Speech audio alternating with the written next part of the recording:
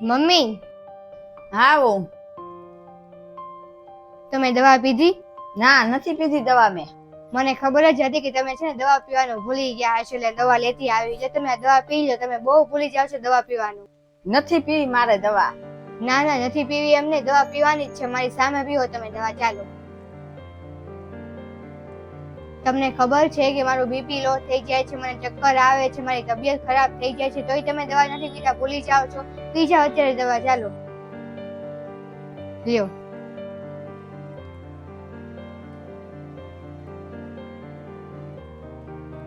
મને ખબર જ હોય કે તમે છે ને દવા પીવાનું ભૂલી ગયા હોય, અને અમથાથી તમે છે ને દવા પીવાના ચોર છો. તમને દવા પીવી ગમતી જ નથી. તું તે મારું કેટલું ધ્યાન રાખે છે, છોકરીની જેમ ધ્યાન રાખે છે. પણ આજકાલ બધા કેવી વાતો કરે ખબર છે કે વહુ છે ને હરખી રીતે ખાવાય ન દે, અને આપણી દીકરીની જેમ તો વહુ રાખે જ નહીં આપણને. અને વહુ છે ને અત્યારના સમયમાં છે ને હાહુને હેરાન કરી નાખે. પણ તું તો છે ને હાવ અલગ જ છો. કેટલું મારું ખાવાનું ધ્યાન રાખશો, ટેમો ટેમ છે ને દવા આપશો, બધું મારું ધ્યાન રાખશો. મને તો એવું લાગતું જ નથી તું મારી વહુ છો. મને તો એવું જ લાગે કે તું મારી દીકરી છો.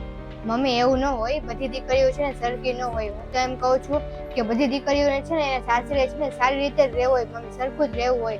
પણ છે ને પરિસ્થિતિ એવી આવી જાય છે ને કે એને બોલવું પડે છે મમ્મી, એટલે પછી છે ને ઘરમાં તિરાડું પડી જાય છે. એમાં છે ને દીકરીનો કે સાસુનો કે છે ને કોઈનો વાંક નથી હોતો મમ્મી. પરિસ્થિતિ એવી આવી જાય છે ને કે બધાને બદલાવવું પડે છે મમ્મી. અને મને તો એવું લાગે છે કે હું મારા મમ્મીને મૂકીને આવી છું ને, પણ અહીંયા તો તમે છે ને મારા મમ્મી જ છો મમ્મી. હું તમારી સેવા કરતી હોય ને, તમારા મમ્મીની સેવા કરતી હોય ને, એવું જ લાગે મમ્મી. હું તમારામાં છે ને મારા મમ્મીને જ જોઉં છું મમ્મી, એટલે મારે તમારી સેવા તો કરવી જ પડે. હવે દીકરી તે છે ને માની સેવા નહીં કરે તો કોણ કરશે મમ્મી? હું તો ખૂબ નસીબ વાળી છું કે મને માં સમાન છે, તમારી જેવા સાસુ મળ્યા છે. સાચી વાત છે તારી.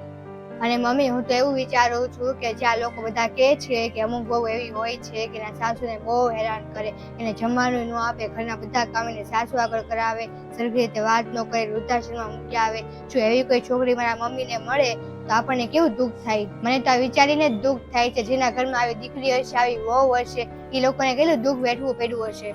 પછી એટલે મને એવું થાય કે હું છે ને આવું છે ને હું કોઈની સાથે નહીં કરું. પછી તમે તો મારા મમ્મી છો, એટલે તમારી હું ખૂબ જ સેવા કરીશ. બધા એમ કે છે ગટપણનો સહારો છે ને દીકરો હોય છે, પણ દીકરો તો હોય જ છે.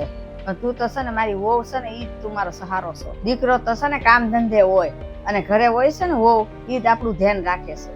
એટલે છે ને ગટપણનો સહારો તો સાચો છે ને વહુ જ હોય છે. ચાલો મમ્મી, હવે તમે દવા પીધી છે ને તો તમે 5-10 મિનિટ બેઠો, પછી તમે છે ને હુઈ જાજો, આરામ કરી લેજો. તાલે કે હું ઘરના કામ કરી આવું. હા.